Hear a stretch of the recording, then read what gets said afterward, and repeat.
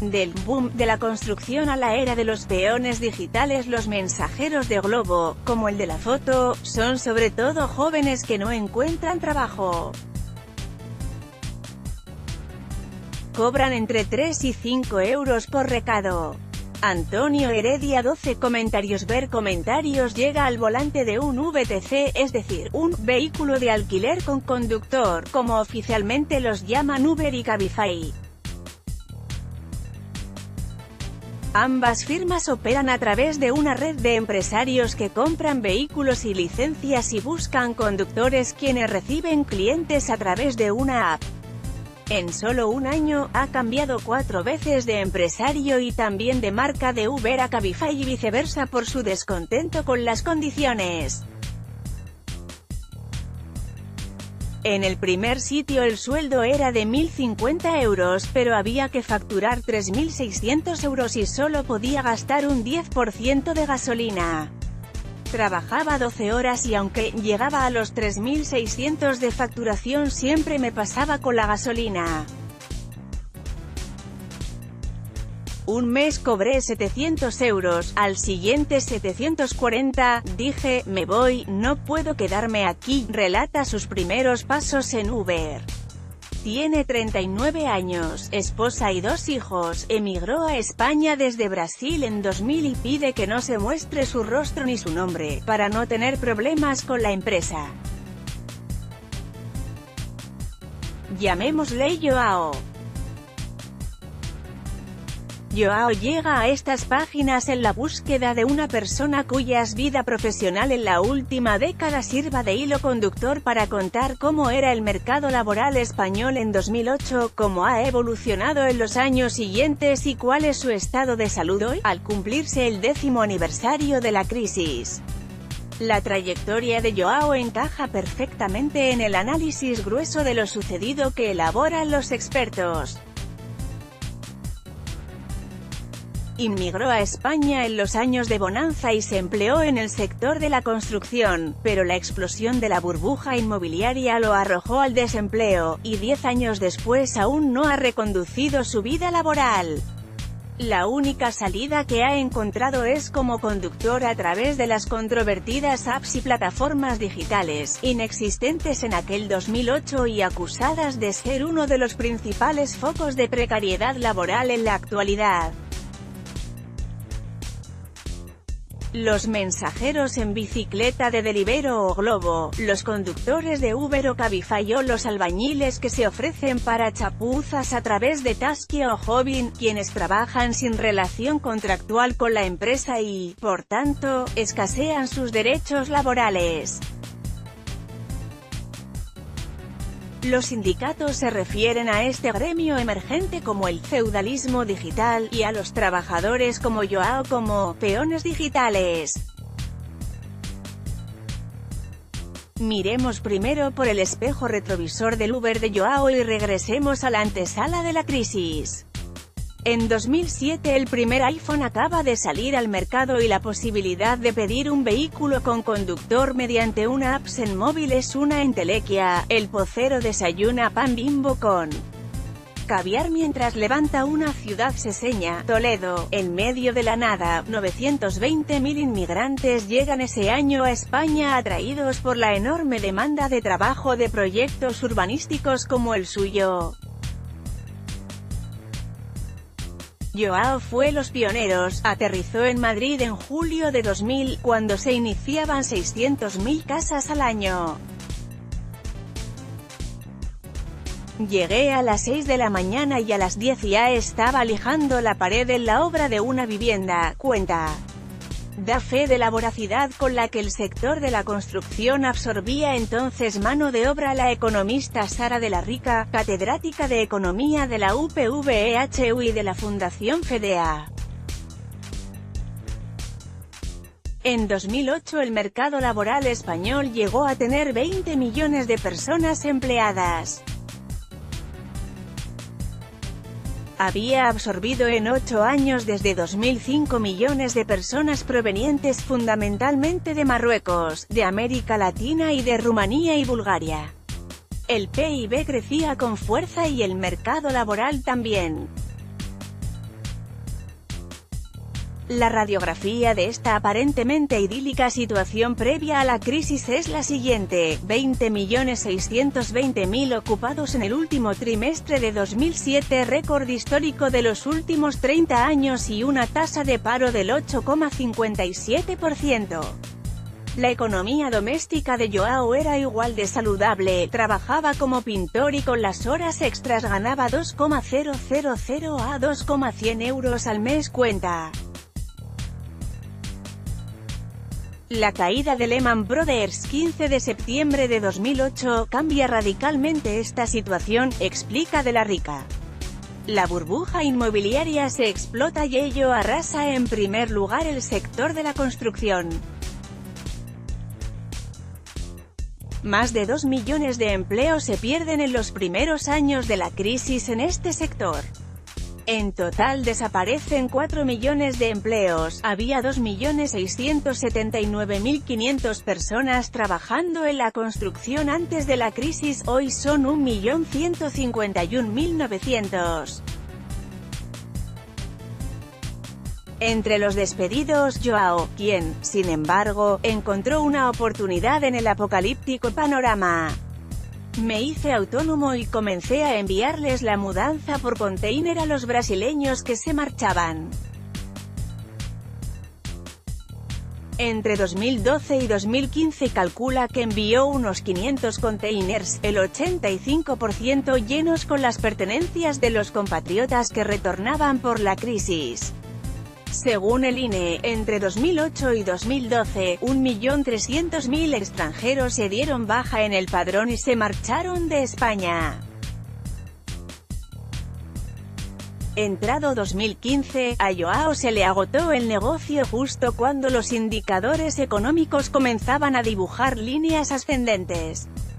Desde el inicio de 2014 comenzamos a ver la recuperación de la actividad económica y el empleo, y llevamos ya un periodo dilatado, con más intensidad en 2015, 2016 y 2017, donde se han creado más de 500.000 empleos al año, lo que ha permitido recuperar 2 millones de empleos respecto al periodo anterior. Si tenemos en cuenta que la cifra de empleo de 2008 era artificial por la burbuja inmobiliaria, yo diría que la situación actual está muy cerca a la previa a la crisis, dice Valentín Bote, director de Randstad Research. Puestos de trabajo perdidos. El número de ocupados en España en la actualidad, primer trimestre de 2018, es de 18.874.200, es decir, 1.843.700 menos que al inicio de 2008.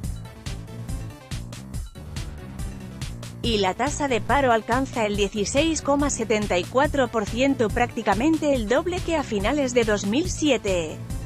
Hemos recuperado algo más de la mitad de los puestos que se perdieron, explica Sara de la Rica.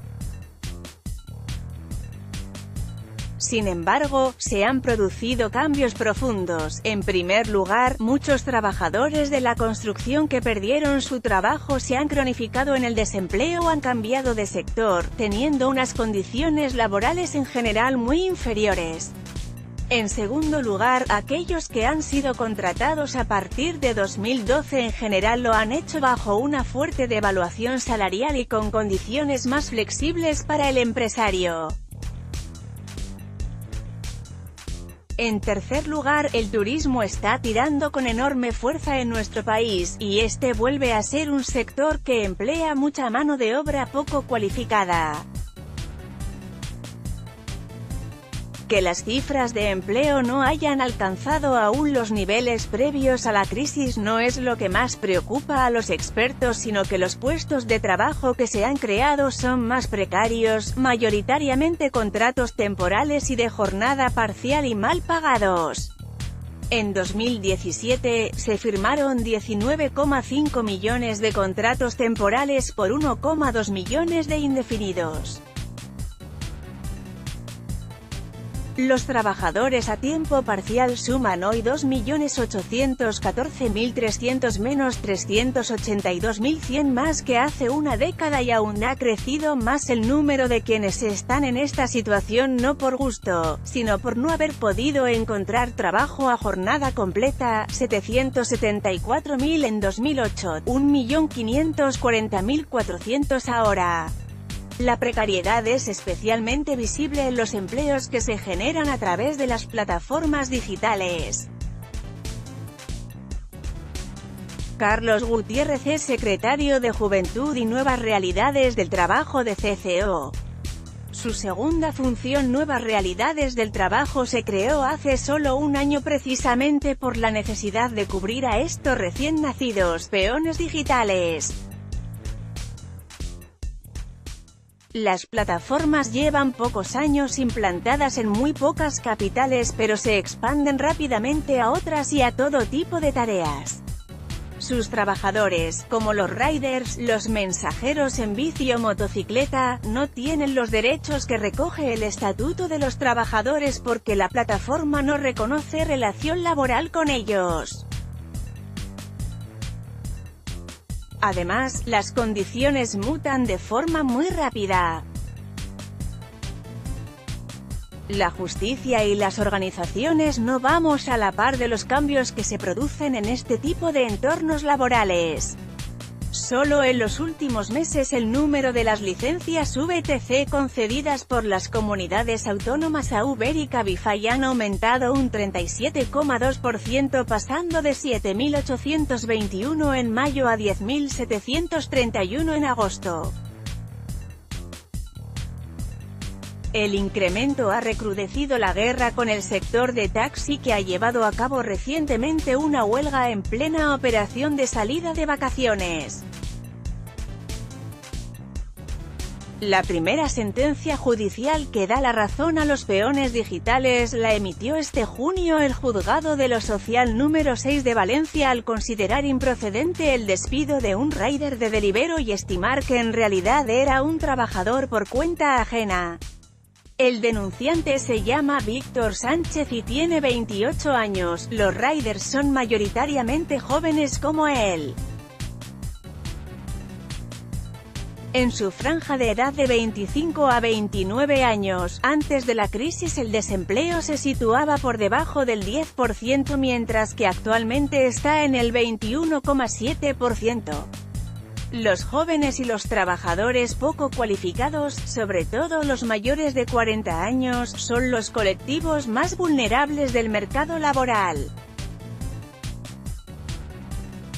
Entre los segundos se encuentra Joao, quien espera tiempos mejores al volante de un VTC por menos de 1.000 euros al mes.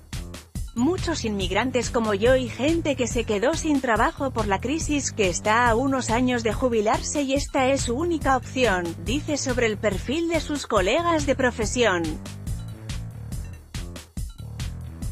Joao pasó de la construcción a conductor de Uber. Sergio Enríquez Nistal. La tasa de paro juvenil, 16 a 24 años, del 34,7%. El mercado laboral español todavía arrastra las consecuencias de la crisis financiera iniciada en 2008 y que sacudió las economías de todo el mundo. Los ajustes empresariales vía despidos y rebajas salariales no afectaron a toda la población por igual. Los parados menores de 25 años y los mayores de 44 han sido los más damnificados. A comienzos de 2007, la tasa nacional de paro juvenil era del 17,7%, en la media europea, hoy, es de casi el doble, según los datos de la encuesta de población activa, EPA, del segundo trimestre. Aunque la cifra queda lejos del 57% que llegó a alcanzar en 2013, España todavía registra los peores números dentro de la Unión Europea, solo superada por Grecia. En el caso de los desempleados con más de 44 años, la evolución de los parados de muy larga duración da una buena medida del deterioro de su situación laboral y de cuáles son las expectativas. Si hace una década la tasa de desocupados que llevaban al menos 2 años buscando empleo era del 21,5% en esa franja de edad, ahora roza el 51%, es del 36,52% en el conjunto de la población sin empleo. La temporalidad y el tipo de jornada, dos indicadores de la calidad de los puestos de trabajo, han registrado comportamientos diferentes. El primero se sitúa en el 27%, por debajo del 30% del primer trimestre de 2008, mientras que en ese periodo los empleos a tiempo parcial han subido 3 puntos, representan el 15%. Los motivos por los que no se trabaja a jornada completa son otro reflejo de lo ocurrido en la década. En respuestas a la EPA, el 60% de los hombres y el 52% de las mujeres afirman que trabajan menos de 30 horas semanales en contra de su voluntad al no haber encontrado un puesto con mejores características, frente al 29% y el 32%, respectivamente, de hace 10 años. Por el lado de los salarios, el sueldo medio bruto mensual para el año 2016, último dato anual disponible de la EPA, fue de 1.878 euros, casi un 4% inferior a los 1.955 euros de 2008 resultantes de actualizar con la variación del IPC para tener en cuenta el efecto de la inflación. Hugo Garrido te puede interesar relacionados.